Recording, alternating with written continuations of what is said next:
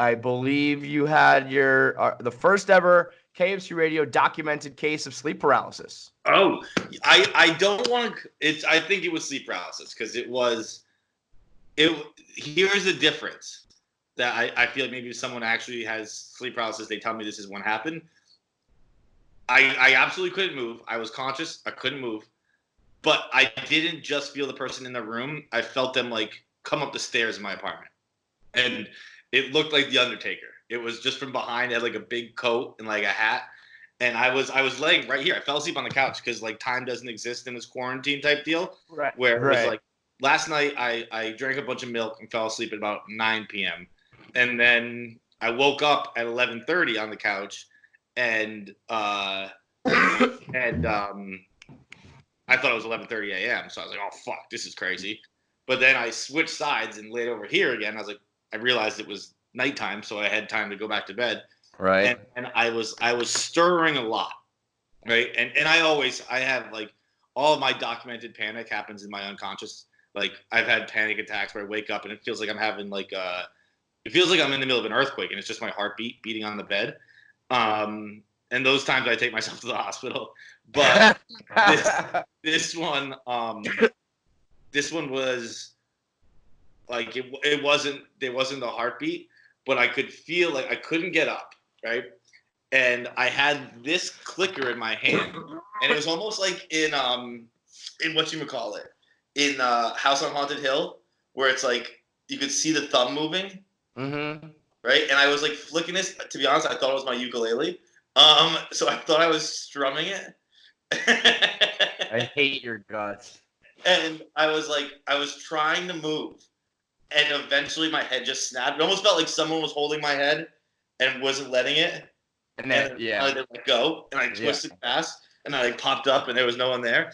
But it was absolutely terrifying, Kevin. It's the first time it's ever happened to me. Again, I always feel like in what I've heard about sleep paralysis, the spirit is always in the room with you. I followed this motherfucker from my front door. So it was like, it definitely started as a dream and then kind of just like, I thought he was in the room with me. It was awful. He even had the Undertaker's fucking entrance. Like he was coming up my stairs. Guess what? It was blue light and smoky. Mm-hmm. And this thing in my room that I wanted to look at and couldn't until it went, and he wasn't there. Dude, I mean, I was so skeptical. I didn't believe in sleep paralysis. I used to make fun of it. And then all of our listeners who suffer from it told us it was true.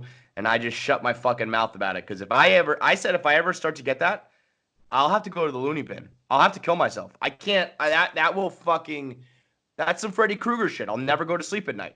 I'll just be sitting there at night like, nope, not going to sleep. I mean, that is. I don't have sleep paralysis, but I have nightmares all the fucking time. And I pop up. We talked about this recently where, like, I'm pretty sure I was almost dead. Like, I wasn't breathing for a little while because I wake up, like, and I'm like, how long did I not have oxygen? Jon Snow. And I pop up, and I'm convinced that I'm dead. I'm like, that's it. I died, and this is, like, the afterlife now. I'm in my dark room, and this is now heaven, hell, purgatory, whatever, and, like, I didn't get a chance to say goodbye to anyone. And then I like shake off all the cobwebs, realize I just had a nightmare, go back to sleep. And that scares me enough. If I'm ever physically stuck, boy, I'm going right to the fucking loony bin. I could just move this finger, and it was like, oh, almost like peaceful, like almost like as if I was a professional guitarist, and that was the ukulele was my safety blanket. Like I don't know, I still don't want to play a ukulele. I still haven't really gotten to this book yet, Kevin. We're being perfectly honest. How's your Spanish going? I don't know the book. I don't think I'm ever going to get it. Oh, okay. Because Amazon has prioritized their orders now, right. And I don't think Spanish young adult novels are. Let me tell you something. I hope someone from Amazon has listened to our show. I hope that you ordering 2 books in English and Spanish, young adult, to learn how to speak it. I got the English one. I hope it's literally the last order of priority, because it is. It's the least important thing in the world right now is you learning Spanish from a fucking Spanish vampire book. It's called The Prince of Mist. By Carlos Ruiz Zafón. Let me see the cover. I mean, is that the guy? Is that it? That's it. Exactly who it is, Kevin.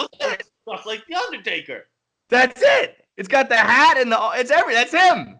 That's literally exactly what it was. You held it up, and I was like, wait a second. Blue mist, scary guy. He even looks like he had the hat on. Yeah. That had never crossed my mind. It was right here next to me. It wasn't on the table. It was under the table. And You probably were looking at it as you fell asleep or something. Holy shit.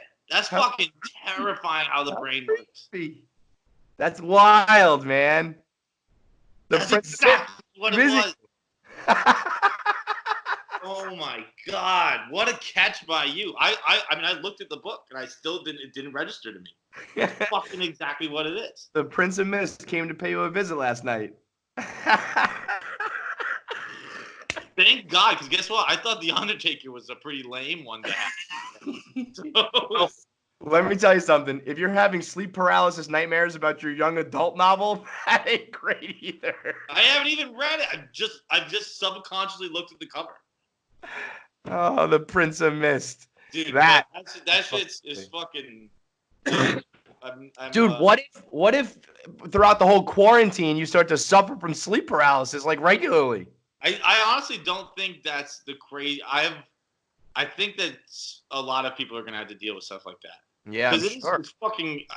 It's definitely probably just because I'm consistently refreshing Twitter and reading threads about how dangerous it is and all. That's what I was attributing it to. I wasn't attributing it to the book. I was attributing it to the fact that I'm just fucking stressed out all the time now. Right. And I'm not saying it's like everyone should be. It's not good that I am, but I'm like fucking.